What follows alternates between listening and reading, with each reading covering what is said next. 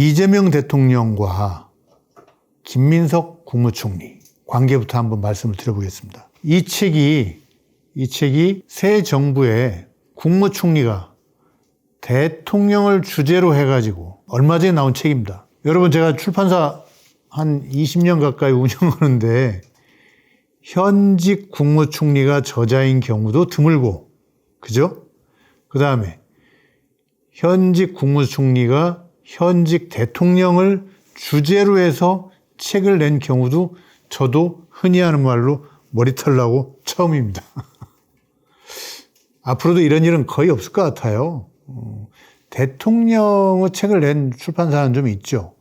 근데 총리가 대통령을 주제로 낸 책, 그걸 출판하는 경험은 매우 드문 경험인데, 제가 왜 이 이야기를 하냐면, 여기 보면 김민석 국무총리, 이제 물론 이제 내정자, 그때 이제 수석 최고위원 할 때 이 책을 썼죠. 그 계엄 끝에, 계엄 전에 원래 쓰기로 했다가 계엄 중에 마치느라고 굉장히 고생을 했습니다. 어쨌든 이런 부분이 나옵니다. 김민석 그 당시 수석 최고위원의 말입니다. 묘하게도 저는 정치인 이재명의 삶이 김대중의 삶과 참 많이 겹친다는 생각을 몇 해 전부터 했습니다. 지독한 고난의 개인사에서 쌓인 내공이 국가의 어려움 극복에 절묘한 자산으로 사용되는 점에서 그렇습니다. 야, 오늘 읽어보니까 정말 우리 김민석 총리 단어 하나 표현이 참 적절해요. 저와 동년배인 정치인 이재명도 초인은 아닙니다. 오히려 평생 빨갱이로 악마되었던 김대중만큼이나 엄청나게 악마화되어 있지요. 어떤 이들에게서는 상상 못할 무서운 공포의 상징처럼 되어 있는 그를 가까이서 지켜보면서 느낀 것이 많습니다. 배울 점도 발견하고 더 보완되었으면 하는 점도 보게 되었지요. 김민석은 우호적인 관찰자입니다. 이 책에 보면 또 이재명 대통령이 이 책의 출간에 맞춰서 또 축사가 아닌 자기 소감을 쓴 게 있는데, 김민석 의원이 저에 대한 책을 써볼까 한다는 이야기를 처음 들었을 때 과연 글 쓸 시간이 날까 하는 생각이 들었습니다. 1분 1초가 모자랄 만큼 정신없이 하루하루를 보내고 있었고 계엄과 내란으로 긴장 또한 어느 때보다 높아졌기 때문입니다. 그리고 이제 쭉 자기 그 생각을 말씀하셨어요. 자, 이 책을, 물론 제가 이 책 출간한 출판 사장이고 이거 많이 팔려야 이것도 저희도 이 유튜브도 할 수 있고 좋은 책도 낼 수 있죠. 그래서 제가 볼 때 김민석 국무총리 그리고 이재명 대통령 어떤 궁합이냐? 누구는 이재명 대통령의 클론, 복제판 인간이 김민석이다, 이렇게 얘기를 합니다. 그 말도 일리가 있어요. 둘 다 일을 하는 데 있어서 정말로 일 중독자처럼 일만 해요. 그건 제가 두 사람을 좀 개인적으로 아니까 알죠. 맞습니다. 그리고 또 일을 잘해요. 그냥 하는 게 아니라 잘해요. 세상에는 시간만 투입하고 결과가 안 나는 사람도 많고, 열심히 한다고 하는데 딴 길로 가는 사람도 많은데, 두 사람 다 굉장히 그 결론을 잘 만들어내고 일을 잘 해내죠. 그렇지만 저는 복제물은 아니다. 그 중국의 내란을 끝내고 오늘의 번영의 뿌리인 그 공산혁명을 이룬 모택동, 그리고 모택동과 오랜 혁명 동지이면서 또 모택동 밑에서 국무원 총리를 오래 한 주얼레, 중국 발음으로는 마오쩌둥과 조우얼라이. 닉슨 대통령이 중국과 수교하러 1971년인가요? 몰래가 아니죠. 몰래 간 건 키신저고, 닉슨은 공개적으로 갔는데, 그때마다 다 맨 처음에 만난 게 조우얼라이 총리였고, 그 다음에 마오쩌둥 주석을 만났죠. 두 사람이 현대 중국을 만들었습니다. 그리고 주얼레는 굉장히 행정을 잘하는 치밀함이 있고요. 그리고 2인자로서 1인자를 성심껏 모시는, 조심하는 맛도 있는 아주 뛰어난 그 총리였습니다. 조우얼라이가 같은 해, 이 마오쩌둥 주석과 조우얼라이 총리가 같은 해에 세상을 떠났는데, 조우얼라이가 타계했을 때도 많은 사람들이 주 아저씨 돌아가셨네라고 하면서 많이 울었습니다. 중국 사람들이. 마오쩌둥의 죽음을 슬퍼한 거는 비유를 하자면 김대중 대통령 돌아가셨을 때하고 비슷했고요. 박정희 대통령 타계했을 때하고 비슷했고요. 어쨌든 현대 중국을 만든 사람들이니까 그런 점에서 굉장히 그 1인자와 2인자로서 대통령과 총리로서 최고의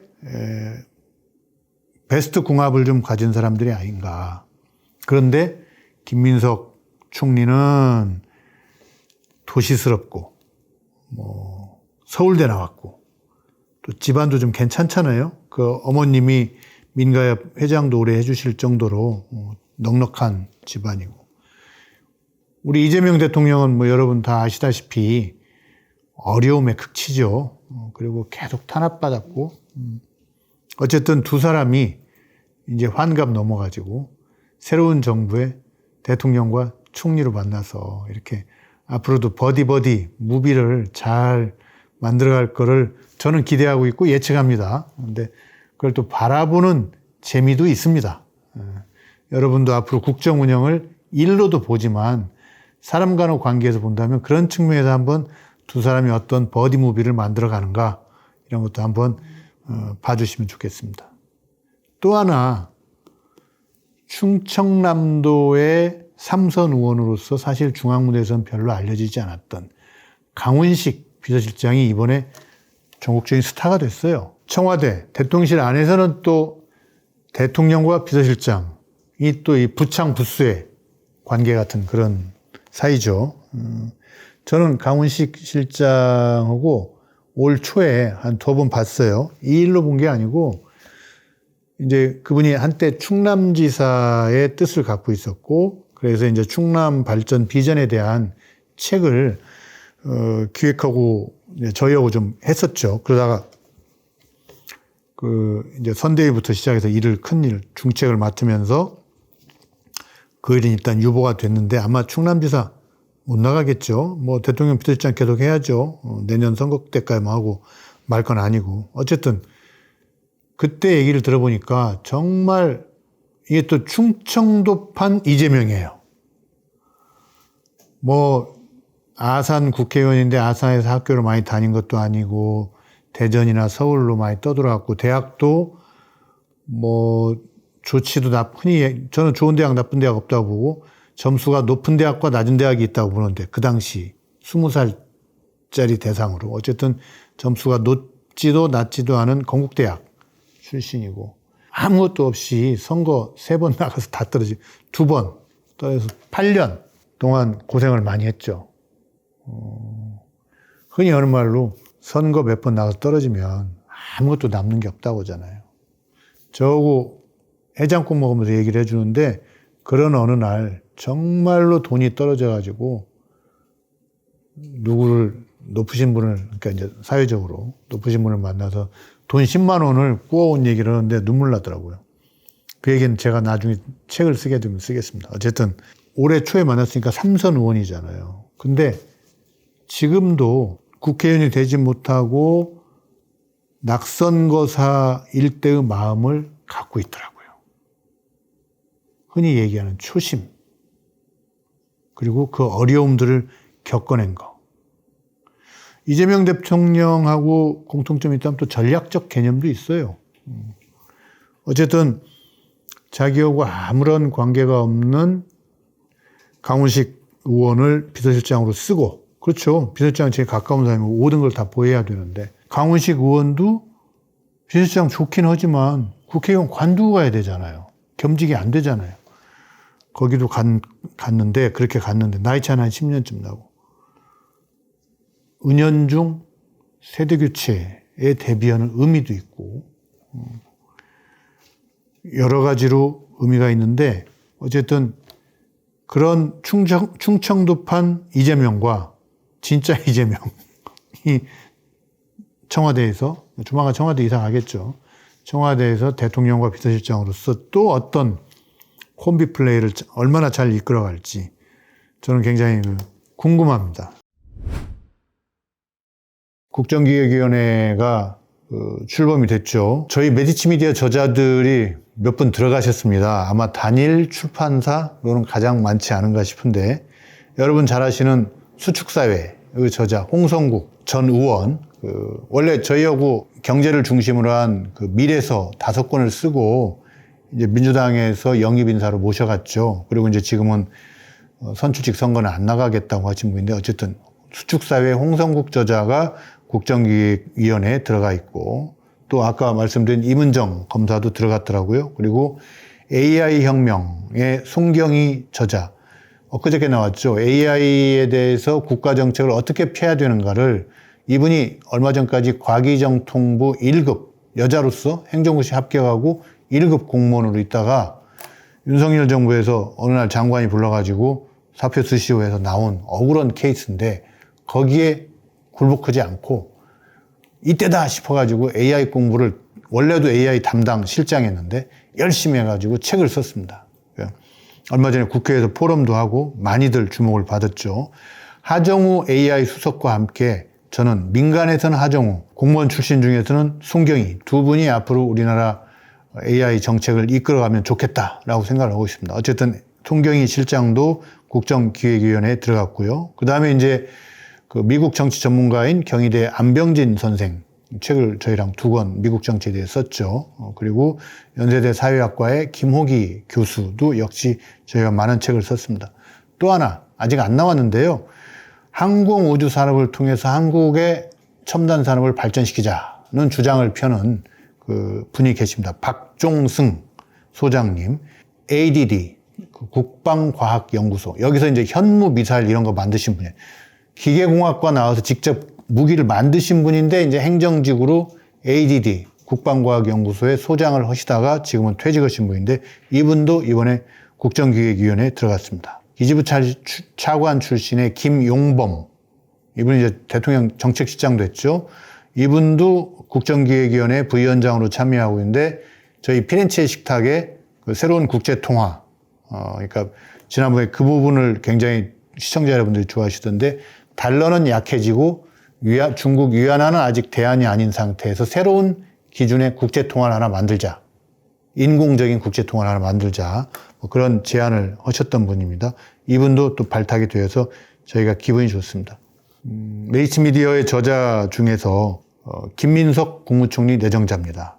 아시다시피 이재명에 관하여 총리감이 대통령감에 대해서 쓴 2달 전에 나온 책인데, 총리 내정자로서 이제 과거에 정치자금법 위반 사건으로 재판받은 거라든지 이런 걸로 혹독하게 시련을 좀 겪고 있습니다. 근데 제가 찾아보니까 13년 전에 김민석 당시 정치 백수였던 김민석 의원이 저에게 찾아와서 책을 쓴 게 있더라고요. 삼승. 이 책에 보면 정치자금법 위반 혐의로 재판받은 기록이 오늘을 위해서 쓴 게 아니라 그때 이미 자기가 알고 있는 진실을 다 적어놓은 책이 있어요. 이 양반이 나중에 인사청문회에 나갈 거 알고 일부러 거짓말 했겠습니까? 그 당시 시점에서 자기 삶을 정리하면서 그 얘기를 했더라고요. 그 책은 제목이 삼승인데요. 지금 이제 13년 전 책이니까 절판됐고 종이책은 없습니다. 전자책으로 읽을 수 있는데, 그러니까 삼승이라는 제목처럼 자기 개인 얘기가 아니고, 그러니까 2012년 대선을 앞두고 봄에 아직 문재인 후보 확정 전에 그해 말에 대통령 선거에서는 김대중 노무현에 이어서 3번째로 민주 진보 세력에서 대통령이 나와야겠다. 그래야 나라가 산다. 근데 그러려면 정책적인 측면과 정치적인 측면에 대해서 자기 생각을 정리한 겁니다. 정책적인 측면에서는 너무 지나친 복지 이런 데로 하지 말고 성장하자. 이미 그때 김민석 내정자는 그런 얘기를 했었습니다. 성장과 복지가 함께 가는 것. 그리고 또 하나는 통일 외교 안보에 있어서 대통령은 북한과의 평화를 만들고 그걸 통해서 경제적 번영으로 만드는 것이 가장 중요한 일이다. 이 김민석 의원 여러분도 알다시피 김대중 대통령의 수제자잖아요. 김대중 대통령의 햇빛 정책, 평화 정책, 그리고 북한과의 경협, 이 이제 수제자인데 그런 이야기들을 했고, 그 다음에 정치적으로는 그 당시 2002년 노무현 정몽준 후보 단일화 건으로 욕도 많이 먹었잖아요. 근데 그러면서 마지막에 정몽준의 지지 철회 뭐 이런 것들을 겪으면서 그럼에도 불구하고 왜 민주 진보 세력은 후보 단일화를 해야 되는가?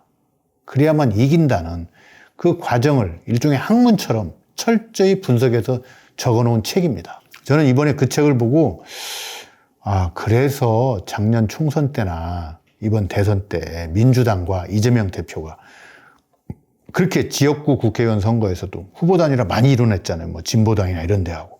또 이번 대선에서도 그쪽 조그만 정당들을 무시하지 않고 예의를 갖추면서 후보 단일화를 해내가지고 걱정을 않고 이길 수 있었잖아요. 사실 후보 단일화 학의 전문가인 거죠. 김민석 총리대정자가 이제 그런 얘기를 쭉 써놓고 그 다음에 말미에 가서 아까 말씀드린 대로 자기 순환기라고 할까요? 뭐 그런 얘기를 좀 써놨습니다. 어제 오늘 박지원, 박선원, 박성준, 박씨가 많네요. 황명선, 이현주 최고 이런 분들이 김민석 내정자 편을 엄청 들고 나왔어요. 막 박선원 의원 영상 보셨겠지만 막 분노 장렬하고 또 주진우 의원의 아들 2005년생으로 김민석 후보자의 아들과 같은 나이입니다. 2005년생 주진우 아들과 2005년생 김민석 후보자의 아들 같은 나이인데 벌써 주진우 의원의 아들은 7억 4천만 원에 달하는 예금을 가지고 있습니다. 예금 200만 원 신고한 김민석 후보자 아들보다 370배에 해당하는 돈입니다. 조부의 증여에 의해서 형성된 것 아닙니까? 정상적이라고 자신할 수 있습니까? 조부의 증여가 맞습니까? 주진우가 김민석 후보자에게 조롱하는 용어를 빌려 쓴다면 할아버지가 스폰서입니까? 그 박지원 의원이 페이스북에 쓴 것처럼 32세 DJ에게 발탁되어 올해 61세 사선 의원이 되기까지 파란만장한 인생과 정치역정 30년 그 속에 흠없이 살아온 이가 어디 있을까요? 그러나 신고재산 2억 원이라면 그 진심과 검소함은 이해해 주시리라 믿습니다. 전재산 2억 원인 사람을 가지고 부정부패를 했네 어쩌네 하는 것은 말이 안 된다는 얘기죠. 대통령과 정당 대표의 바람직한 관계는 투수와 포수의 관계죠. 대통령이 국정과 개혁을 이끌고 나가고 투수처럼, 그리고 당대표는 그거를 포수처럼 잘 받아 예산과 입법으로 잘 받아 넘기는 게 가장 전형적인 관계인데, 정청래 대표 체제의 민주당이 과거를 좀 쓸어버려야 되는 상황이 됐습니다. 대통령한테 일일이 오다받아서 하면 오히려 그것이 악재가 될 수 있고요. 일종의 정벌군 사령관 같은 자율권을 가진 그런 당대표가 필요한데 지금 정청래 대표가 딱 그렇게 하려고 하고 있습니다. 아침 신문에 보니까 몇몇 신문에서 정청래 신임 당대표를 약간 악마화하는 그런 기사를 봤습니다. 여러 가지 걱정된다 그런 식으로 일방적으로 드라이브를 걸 수 있냐, 왜 국민의힘 대표와는 만나지도 않느냐 이런, 제가 그 기사를 보면서 겁내고 있구나 그런 생각이 들었습니다. 정청래 당대표 탄생을 계기로 해서 강한 민주당이 태어났습니다. 그전에는 사실은 무슨 일이 있으면 협상론과 투쟁론이 공존했거든요.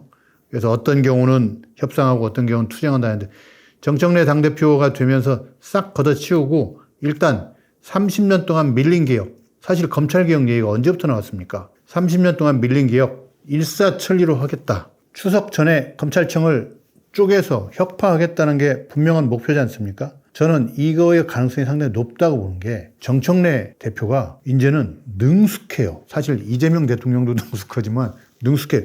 딱 위기관리를 잘하는 게, 이번에 이춘석 의원 사건이 터졌을 때 바로 12시간 만에 정리를 했잖아요. 추미애 국민의힘 입장에서는 늑대 피하니 호랑이 나타난다고 이춘석 의원 파동으로 어떻게 좀 국면을 뒤집어 볼까 하는데, 거의 핵폭탄급의 추미애 전 법무부 장관을 투입하면서 법사위를 통한 개혁 의지는 훨씬 높아졌죠. 정청래 대표부터도 검찰에 많이 잘린 것 있지만은 당 내부에 검찰개혁은 어떤 일이 있어도 성사시켜야 된다는 노무현 정부 때 그 천정배 법무부 장관이라든지 기억나시죠? 다 검찰개혁에 도전했다가 다 실패하고 패가망신했고 그 대표적인 게 사면복권이 유력해진 조국 법무부 장관 아니겠습니까? 그러한 부분에 있어서 정청래 그 당대표의 위기관리 능력, 그 다음에 판단력, 믿을만하다. 뭐 이런 거고요. 사실 정청래 대표가 대중 정치인이 된 거는 그전에도 많이 있지만 법사위원장 때 이제 잘했잖아요. 일부에서 이런 걱정을 하실 수도 있습니다. 정청래 당대표가 힘있게 밀고 나가는 건 좋은데 어느 순간에 대통령에게 부담이 되거나 또는 대통령을 거역하지 않을까 그런 가능성은 없다고 봅니다.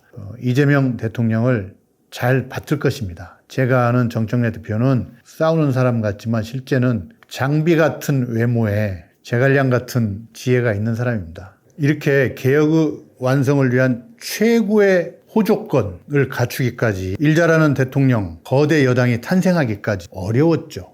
지난 30년 동안 왜 안 됐냐? 김대중 대통령 때에는 숫자가 모자랐습니다. 자민련까지 빌려와서도 국회에서 과반 의석을 넘기기가 힘들었어요. 노무현 대통령 때에는 초반에 숫자가 모자라기도 했지만 그 17대 탄도리 국회 기억나시죠? 노무현 대통령 탄핵하려고 하다가 민심의 거대한 파도에 직면해가지고 보수 세력들이 싹 쓸려나가서 역사상 최초로 152석 과반을 넘기긴 했는데 숫자가 넘어가는데 이번에는 뭐가 없었냐? 경험이 없었습니다. 의욕이 앞서가지고 결국 그때도 검찰개혁, 4대 개혁 입법 하려고 하다가 실패했고 문재인 대통령 때에는 개혁 의지 그리고 의원들, 정당 안에서의 일체화된 생각, 사고, 투쟁 의지 이런 게 좀 모자라서 결국은 성공했다고는 할 수 없는 거고 그 가장 대표적인 사례가 결국은 일체화가 안 됐기 때문에 정권 재창출에 실패하지 않았습니까? 윤석열 같은 사람에게 정권을 넘겨주지 않았습니까? 지금은 숫자도 있고 경험도 있고 투쟁 의지도 있는 겁니다. 여기까지 오면서 저는 김대중의 눈물, 노무현의 눈물, 그리고 문재인의 눈물, 이재명의 눈물 여러분 머릿속에 떠오를 겁니다. 각각 그 사람들이 가장 대표적으로 눈물을 흘리던 그 장면이 그런 과정들을 거쳐서 오늘에 이르렀다고 저는 생각합니다. 이재명 대통령과 정청래 당대표 콤비 공무원 조련사이자 협상의 대가로 발돋움하고 있는 이재명 대통령 한편으로 국힘을 포함한 보수 반동 세력에 대해서는 벼락장군 같은 정청래 두 사람의 콤비 플레이가 앞으로 우리나라를 어떻게 이끌고 갈지 굉장히 궁금합니다.